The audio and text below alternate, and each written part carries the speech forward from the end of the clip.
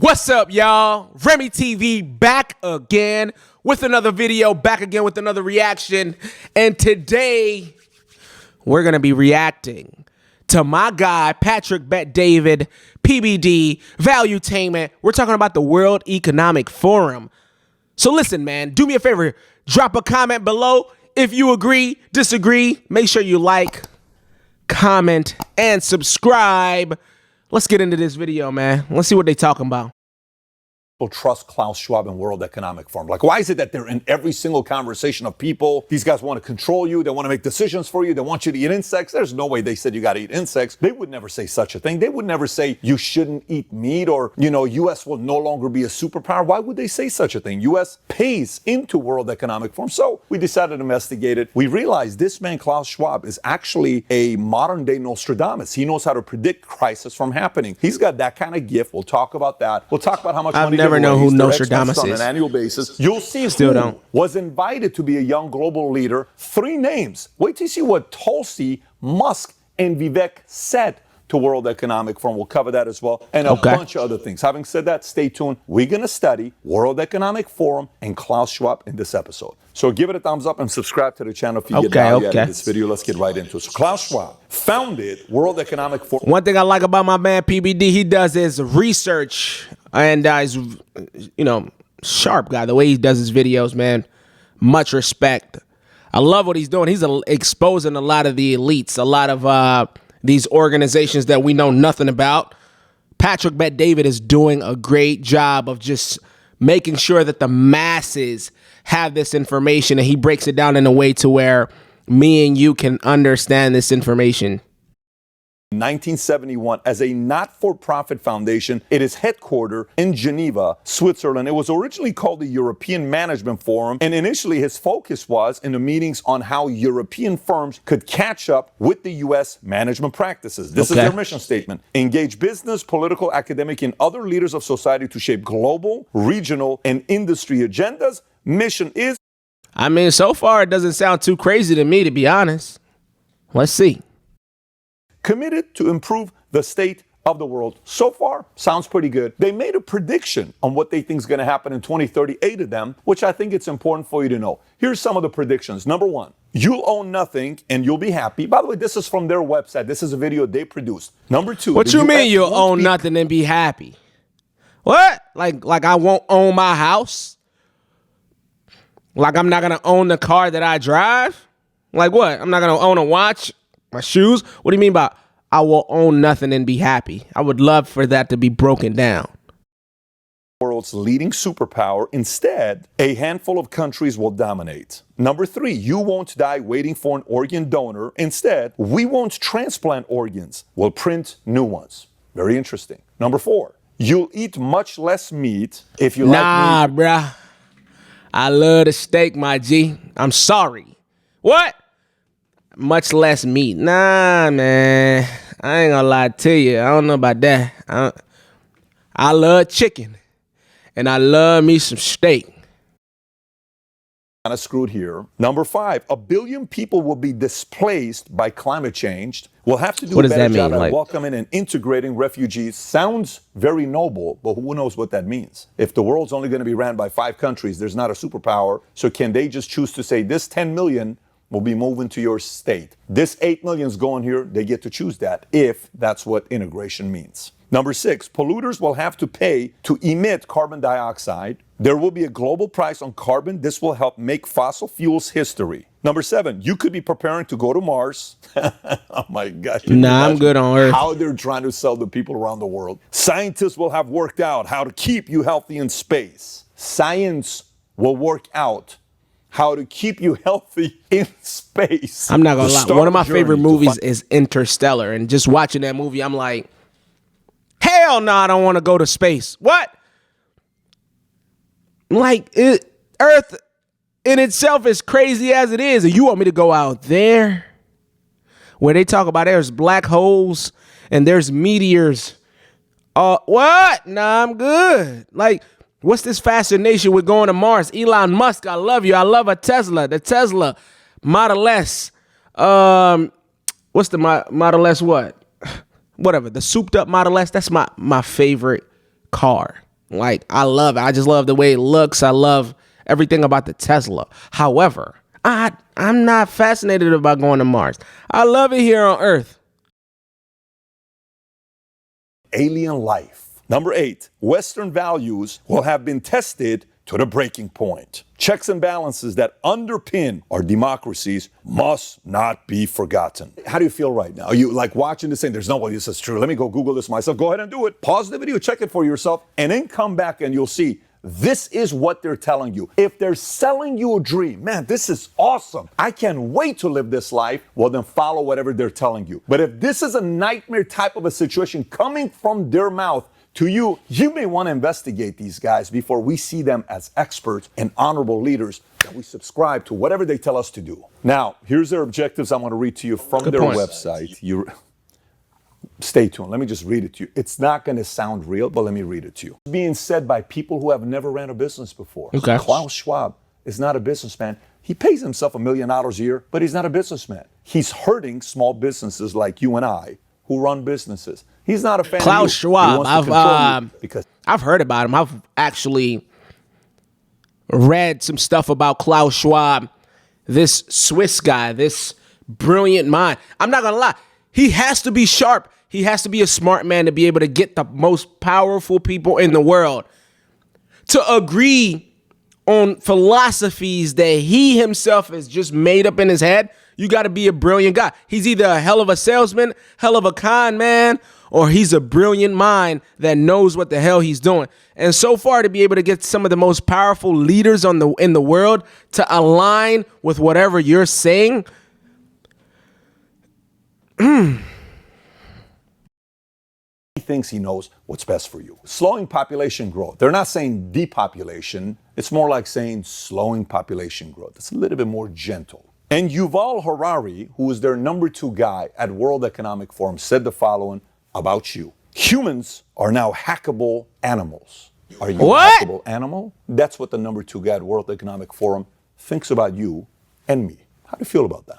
Isn't this exciting? Like we're learning about an organization that you're just excited about, right? So how does this thing operate? What do they do? This organization meets annually in Davos, Switzerland. It convenes regional summits, industry summits, and other events around the world. Their revenue streams is funded through world's most significant business entities who join the forum as members and partners in order to participate. Approximately 1,000 corporations hold memberships in World Economic Forum, including Google, Apple, Microsoft, Amazon, and many others, which we'll take a look at. The biggest companies in the world. Membership and partnership fees varies from $60,000 annually to $595,000 annually, according to Bloomberg. And in 2022, there were approximately 2,000 delegates, including Al Gore, John Kerry, Christine Lagarde, Jen Stoltenberg, Ursula von der Leyen. There go that man, George Soros. What? There you go right there. Henry Kissinger.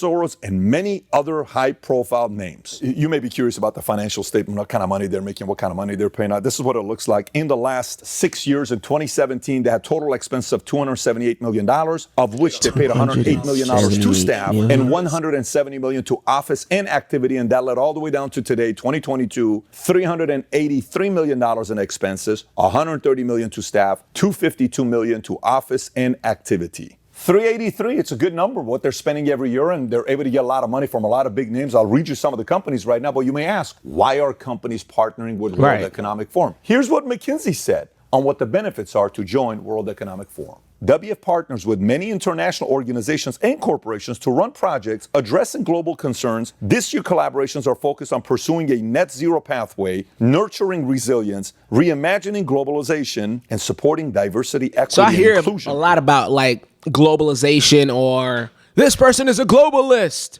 Obviously, that means that if you're a nationalist and you focus on your country's the most important thing to you, right? A globalist, I'm assuming that's just a global vision for like companies will be doing business all across the world, or you know what I mean? Like I need that better defined. I would love to know like globalization, how is it specifically defined? We could look it up, right? We could look it up. DEI in every part of society. Do you see some touches of ESG in there? 100%. I read that the DEI equals ESG, CEI, corporate equity index score, all that stuff. That's kind of what you're hearing from one of the biggest consulting firms in the world, McKinsey. Now, if you're wondering what other companies are part of, let's read through some of the lists here that you may know. Accenture, AIG, Alibaba, Allianz, Amazon, Bain & Company, Bank of America, China. Barclays, Bill and Melinda Gates Foundation, BlackRock, There you go, Boston Bill Gates. Consulting Group, BP, Bridgewater Associates, Chevron, Cisco, Citi, the Coca-Cola Company, Dell Technologies, Deloitte, Deutsche Bank, DHL Group, EY, which is Ernst & Young, Goldman Sachs, Google, Hewlett-Packard, HP, HSBC, Huawei, IBM, Intel, Johnson & Johnson, JP Morgan and Chase, KPMG, Lazard, MasterCard, McKinsey & Company, Meta, Microsoft, Mitsubishi, Morgan Stanley, Nestle, Open Society Foundation, George Soros, Palantir, PayPal, PepsiCo, Pfizer, PwC, Procter & Gamble, Qualcomm, Royal Philips, Salesforce, Sequoia Capital, Siemens, Sony, S&P Global, Swiss Re, Uber Technologies, UBS, Verizon, Visa, Volkswagen, Volvo, Zurich Insurance Group. See how many different industries, massive companies, multi all partners, all agree with the same philosophies. They're coming together. What's the whole purpose of this? It's a globalism to control what the smaller people don't get to do. They make the decision that's best for you. Kind of gets you thinking a little bit, right? Makes you want to be a little bit skeptical. But let's go a little bit deeper. What are some of the initiatives? The first one, which is kind of interesting. Remember earlier I said Nostradamus? Check this out. The Great Reset. You want to know what book Klaus Schwab wrote and when? Here's a question for you. I'm right now about to launch my business book that's going to come out here soon called Choose Your Enemies Wisely. Do you know how long we've been working on this book? A little over 2 years. How long do you think it takes to write your book, publish it, release it to people? Even if you're fast, what would you say? A year? 18 months? Maybe you're super fast. It's a long time. 6 months. Watch the book this guy wrote. The book's title is COVID-19, The Great Reset, written by Klaus Schwab. Ready for the release date? July 2020. Do you know when COVID shut down America? March. It was a mess. NHL, NBA, all that stuff. April. Mid-March. You either wrote the book, published the book, drafted the book, printed the book in 3-4 months, or you kind of timed it very well. How did you know? See what I'm saying? Kind of makes you think, don't it? Am I the only crazy one, or are you kind of processing that? Hold on, bro. Say the timing's a little off. Because I know some people gonna say, "Oh, that sounds like a conspiracy theorist." Conspiracy theory. If he released a book, what did he say, in July or June? June, and COVID happened in March. Makes you think, like, wow, he wrote that book that fast in 2-3 months. The Great Reset. I've heard of that too, right? The Great Reset. People a little bit of credibility for questioning the timing. What a perfect timing of a book. Watch how he speaks when he's talking about this Great Reset. You ready? Tell me if this sounds like a welcoming language. Just tell me, you know how people talk to you, welcoming language? Tell me what this sounds like. Every country from the United States to China must participate. Not shall, not ought to, must participate. And every industry, from oil and gas to tech, must be transformed. In short, we need a great reset of capitalism. Why? Who are you to I don't understand. Like, why do they want to reform capitalism? Think about that. Like, everything we have is because of capitalism. Like, capitalism has worked, right, for hundreds of years. Who is this smart person that's never owned a business that's now saying that we need to reform capitalism? Like, it's so crazy. Like, go to different countries and look at what's happening with communism and socialism and all these other different economic, whatever you want to call them. Like, capitalism is the best. It's pretty evident. It's pretty obvious. Look at America, right? Look at the world. The free market. The free market has brought more people out of poverty than anything else. Look at what happened with China, right? When they opened the economy up and let people start competing and let businesses actually run outside of the government. And that's why China is what it is today. Obviously, they still are communism, but they implemented capitalism. And that's why China is China. America is what it is today because of capitalism. We're blessed. I'm able to record this video. You're able to listen to it. You're able to watch it on your phone, your computer, type on your computer, right? You're able to drive in the car and listen to this because of capitalism. Why do we want to mess with it? From a man who's never ran a business before. All you do is raise money, getting Europe to compete against US because US was your enemy. Somehow you fooled US to come and join WF. Now we must do what you want us to do. Since when does the world run this way? But wait for this. Famous line. You'll own nothing and be happy. Do you own anything? Are you happy? Do you live in a house you own? Is this your phone? Are you wearing the clothes you own? Do you like owning stuff that's yours that you worked hard for? Well, according to him, you ain't gonna own none of that stuff, but you're still gonna be very happy. Number 2 is another book that he wrote. He called it The Fourth Industrial Revolution. In this book, he describes the convergence of digital, biological, and physical innovations. It encompasses advances such as artificial intelligence, robotics, the Internet of Things, autonomous vehicles, predictive healthcare, and digital identities, focused on societal implications of these rapid technological changes. And the 4 revolutions he talks about is the first one is 1784, steam, water, mechanical production equipment, 1870 is the second one, division of labor, electricity, and mass production, 1969, electronics, IT, automated production, and cyber physical systems. And the third one, stakeholder capitalism. Yeah, I've heard of this a lot, right? Don't you hear this a lot? Like stakeholder capitalism. I didn't know what it was.